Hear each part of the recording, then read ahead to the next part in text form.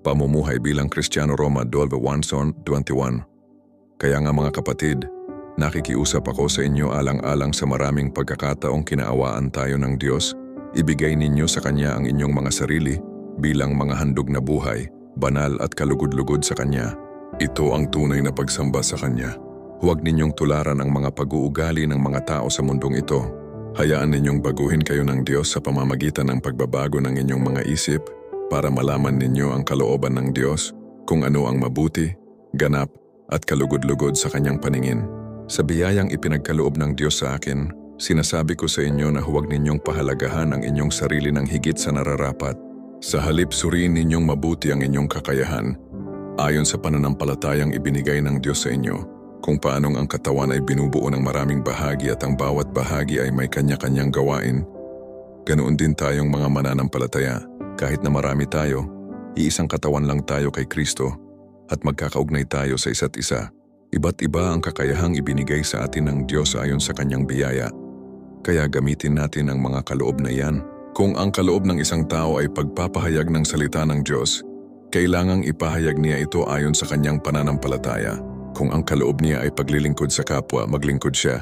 Kung pagtuturo, magturo siya. Kung pagpapayo, magpayo siya ng mabuti. Kung pagbibigay, magbigay siya ng maluwag. Kung pamumuno, mamuno siya ng buong sikap. At kung pagtulong sa nangangailangan, tumulong siya ng may kagalakan. Magmahalan kayo ng tapat. Iwasan ninyo ang masama at laging gawin ang mabuti. Magmahalan kayo bilang magkakapatid kay Kristo at maging magalang sa isa't isa. Huwag kayong maging tamad kundi magpakasipag at buong pusong maglingkod sa Panginoon. At dahil may pag-asa kayo sa buhay, magalak kayo.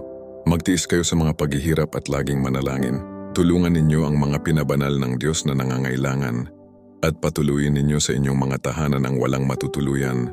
Idalangin ninyo sa Diyos na pagpalain ang mga taong umusig sa inyo. Pagpalain ninyo sila sa halip na sumpain.